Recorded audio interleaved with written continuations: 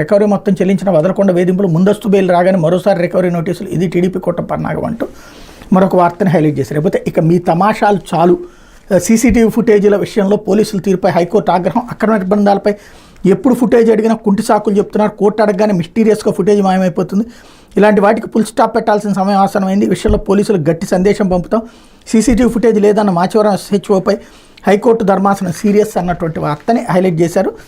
రాష్ట్రంలో పౌరుల అక్రమ నిర్బంధం విషయంలో పోలీసుల తీరుని హైకోర్టు తీవ్రంగా ఆక్షేపించింది. అక్రమ నిర్బంధాల విషయంలో వాస్తవాలను రూఢి చేసుకునేందుకు ఆయా పోలీస్ స్టేషన్లో ఉన్న సీసీటీవీ ఫుటేజ్ను సమర్పించాలని మేము ఎప్పుడు ఆదేశించినా పోలీసులు ఏవో కుంటి సాకులు చెప్తున్నారు, సీసీటీవీ ఫుటేజ్ సమర్పించకుండా కోర్టును తప్పుదోవ పట్టించేందుకు ప్రయత్నిస్తున్నారు, అండ్ తమాషాలకు ఫుల్ స్టాప్ పెట్టాల్సిన సమయం అవసరమైంది, ఈ విషయంలో పోలీసులకు గట్టి సందేశం పంపుతాం, లేని పక్షంలో ఇలాంటి తమాషాలు కొనసాగుతూనే ఉంటాయని హైకోర్టు ఆగ్రహం వ్యక్తం చేసింది. సీసీటీవీ ఫుటేజ్ను తాము ముందుంచాలంటూ ఇచ్చిన ఆదేశాలను అమలు చేయకుండా సీసీటీవీ కాలిపోయిందని, ఫుటేజీ లేదంటూ అఫిడవిట్ దాఖలు చేసిన పల్నాడు జిల్లా Machavaram police station house officer SHOపై హైకోర్టు మండిపడింది. అతనిపై తక్షణమే క్రమశిక్షణ చర్యలు తీసుకోవాలని స్పష్టం చేసింది. అలాగే తమ ముందున్న వ్యాజ్యాల్లో అతను సుమోటోగా ప్రతివాదిగా చేర్చి కోర్టు ధిక్కార చర్యలకు ఉపక్రమిస్తామని చెప్పింది. వ్యవహారంలో పోలీసులపై ఏం చర్యలు తీసుకోవాలో స్పష్టతనివ్వాలని ప్రభుత్వాన్ని ఆదేశిస్తూ విచారణ జనవరి 7వ తేదీకి వాయిదా వేసింది. ఈ మేరకు న్యాయమూర్తులు జస్టిస్ రావు రంగనాథరావు, జస్టిస్ కుంచెం మహేశ్వరరావు ధర్మాసనం సోమవారం ఉత్తర్వులు జారీ చేసింది.